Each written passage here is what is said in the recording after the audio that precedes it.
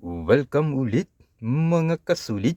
So may panibago tayong item na i-review dito sa ating sulit o hindi sulit channel. So ito pala ay ito yung pangalan niya. Nabili ko sa Shopee. Sabi ito, Lights 48 SMD LED motorcycle, motorbike, tail brakes, stop turn, signal strips, stoplight. So napakahaba yung pangalan. Pero isa lang itong LED strip, stoplight and signal lights. So maganda to kung meron ng problema yung mga motorcycle nyo. Pero gagamitin ko ito kasi para sa aking scooter. Kasi meron akong nirepair na scooter. So gagamitin ko ito. So ngayon buksan natin at test natin kung paano ba ito i-wire. O ano ba yung mga dapat gawin natin para mapailaw ito. So buksan natin. I think 12 volts lang to, hindi yata ito auto volt. May parang ng iba ng mga LED na meron ng auto volt na pwede nang gamitin sa mga e-bike or e-trike. So yung e-trike naman meron naman 48 volts hanggang 70 volts. Yan. So ito I think 12 volts lang to. So buksan natin.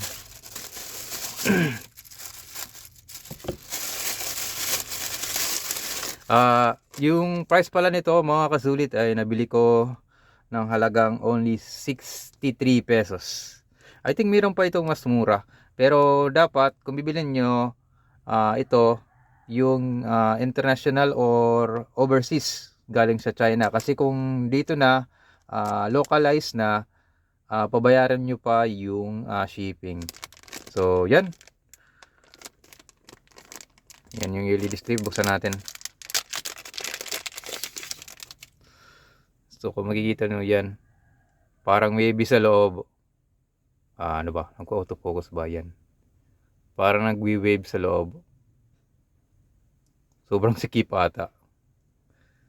Pero I think kapag nagbe-bend natin yan, nagbe-bend natin, magi-straighten yan. So okay. So daming LED doon sa may mga meron dito maliliit sa side na to. At sa gitna, medyo malaki. Yan. At ganoon din sa may gilid. So ito yung sa banda dito yata yung mga control board niya. Yan. So okay, meron siya ditong double-sided tape. At saka yung wire, ilan ba to? Ilang centimeter ba to?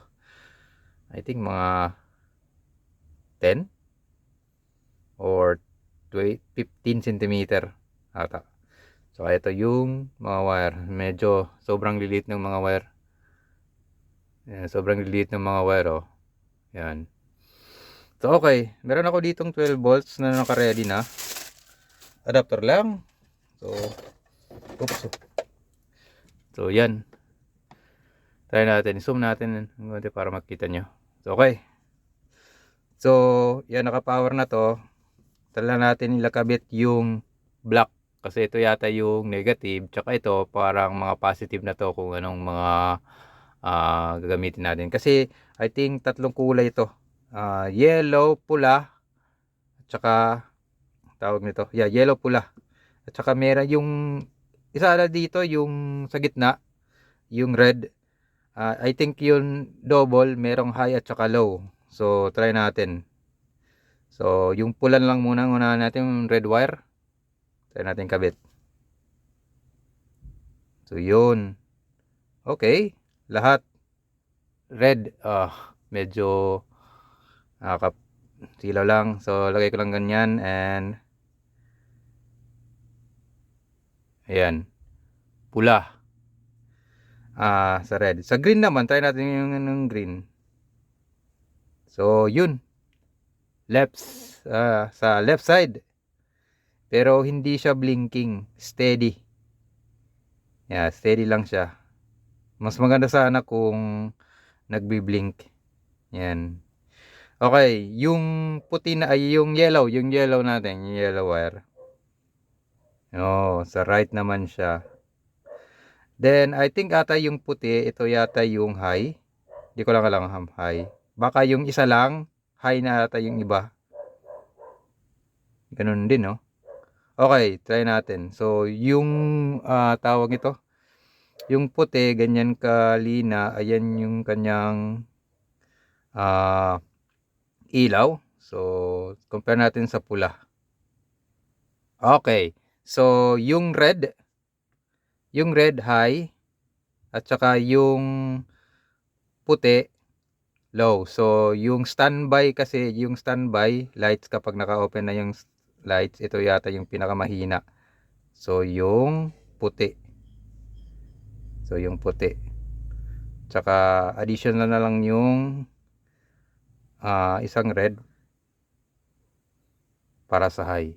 So, yan yung paggamit niya. So, yung itim sa ground, yung green left, yung yellow sa right naman, at yung pula is for high, and high sa stop, tsaka tawag nito, yung puti naman para sa low sa pula.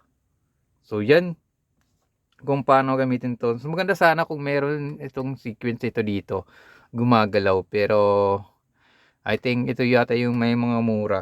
I think meron, hanapin ko pa kung meron dito yung talagang tawag nito, meron itong gumagalaw. Mas maganda sana kung gumagalaw, pero well, I think okay naman siya. Maganda gamitin to, gagamitin ko kasi sa scooter. So, naglalagay ko pa ganito, parang C-type. Yan, pa ganyan sa likod. At saka naka-encase pala siya dito. I think waterproof naman ata. Ayan. Meron na nga dito. Ayan, naka-waterproof ata. Then, meron naman dun parang silicone ata to.